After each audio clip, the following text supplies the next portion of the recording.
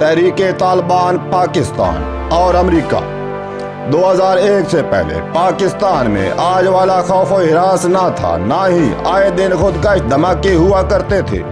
پھر ہوا یوں کہ امریکہ افغانستان پر چڑھ دوڑا۔ اس وقت کے پاکستان کے صدر اور chief executive general Pervez Musharraf نے امریکہ کا ساتھ دینے کا فیصلہ کیا۔ اس سے پاکستان میں کافی جگہوں پر تناؤ پیدا تو ہوا، لیکن حالات کنٹرول میں رہے۔ لیکن جو افغانستان میں امریکہ کو ناکامی نظر آتی گئی، امریکہ اس جنگ میں پاکستان کو مزید دھکیلتا گیا اور جنرل پرویز مشرف امریکہ کے سامنے یہ سر کرتے گئے، یہاں تک کہ پاکستان کی سرزمین دھماکوں سے لرزنے لگی۔ انہی حالات کے پیش نظر تحریک طالبان پاکستان 2007 میں وجود میں آئی۔ بظاہر تو تحریک طالبان پاکستان امریکہ اور پاکستان کی مشترکہ دشمن ہے، لیکن بہت سے حالات و واقعات اس بات کی نفی کرتے ہیں، جس کی بہت سی مثالیں ملتی ہیں۔ مثلا جب پاکستان نے سوات میں آپریشن شروع کیا تو نیٹو نے افغانستان کے بارڈر کی چوکیاں حیران کن طور پر خالی کر دی۔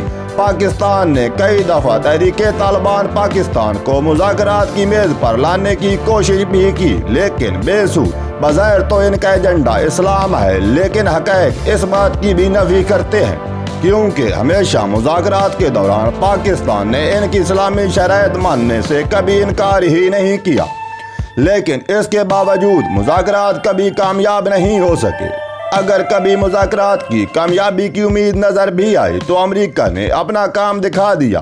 ایسا ہی ایک واقعہ 2013 میں ہوا، جب پاکستان اور تحریک طالبان پاکستان کے درمیان مذاکرات جاری تھے اور کامیابی کی امید کی جا رہی تھی، تو امریکہ نے تحریک طالبان پاکستان کے اس وقت کے لیڈر حکیم اللہ محسود کو ڈرون حملے میں مار دیا۔ ایسے کئی واقعات ہیں جنہوں نے پاکستان اور تحریک طالبان پاکستان کے درمیان امن مذاکرات کو سبوتاژ کیا۔ تحریک طالبان پاکستان کے گرفتار ہونے والے بہت سے لوگوں سے انڈین کرنسی اور اسلحے کے ساتھ ساتھ امریکہ کے افغانستان میں آپریشن انڈیورنگ فریڈم کارڈ بھی برآمد ہو چکے ہیں۔ بہت سی کڑیاں تحریک طالبان پاکستان کی انڈیا کی راہ ایجنسی اسرائیل کی موساد اور امریکی CIA سے ملتی ہیں۔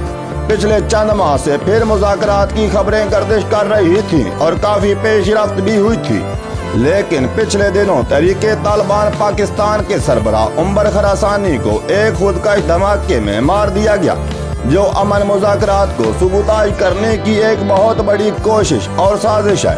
اب پاکستان دشمن عناصر کی پوری کوشش ہوگی کہ تحریک طالبان پاکستان کا سربراہ ایسا شخص بنے جو امن مذاکرات کی میز پر نہ بیٹھے، کیونکہ پاکستان دشمن عناصر بالکل بھی نہیں چاہتے کہ پاکستان میں امن ہو۔ پاکستان کو تمام بیرونی مفادات کو بالائے طاق رکھ کر اپنے مفادات کو مد نظر رکھتے ہوئے فیصلے کرنے ہوں گے۔ اللہ پاک میرے وطن کو ہر قسم کے شر سے محفوظ رکھے۔ اس کے ساتھ ہی اجازت دیجیے، والسلام۔